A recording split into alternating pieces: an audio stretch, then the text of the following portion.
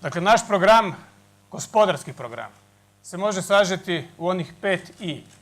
5 I koje su poredane sa jednom logikom. Investicije, kao prve. Industrija, u industriju. Inovacije, jer bez toga nema industrije. Izvoz, jer bez izvoza nema stabilne platne bilance, nema novaca. Živi se na dug. I konačno, kao okrilje svega toga, integracije. Europska unija. Što su, s obzirom na ovakvo stanje, naši temeljni ciljevi? Nema spora. Gospodarski oporavak što brže i što snažnije. Ponovno zaposliti većinu od onih 145.000 ljudi koji su ostali bez posla, ali i otvoriti perspektivu za mlade ljude koji tek stupaju blizu tržišta rada, još uvijek nisu stupili na tržište rada. Jedna od stvari koja u kratkom roku definitivno predstavlja najveći izazov, ali i najveće ograničenje gospodarskog oporavka je nelikvidnost. Moramo riješiti nelikvidnost.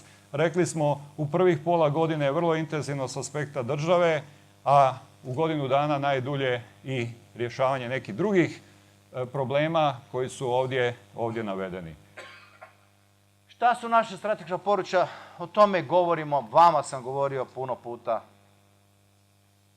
Svi se oko toga slažemo. Ne bi vjerovali, čak i vlada se uspjela složiti.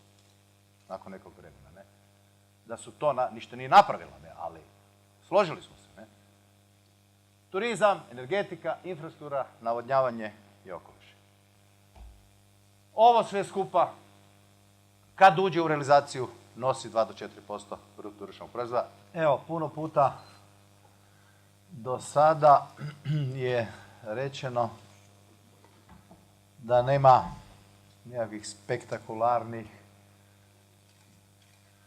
ni čarobnih rješenja, ni čarobnih štapića, da je dosta toga već u ovoj zemlji jasno kojim pravcem, na koji način, ali da je pitanje tko to može i da ovi koji su 8 godina na vlasti su sasvim sigurno dokazano nesposobni da realiziraju to o čemu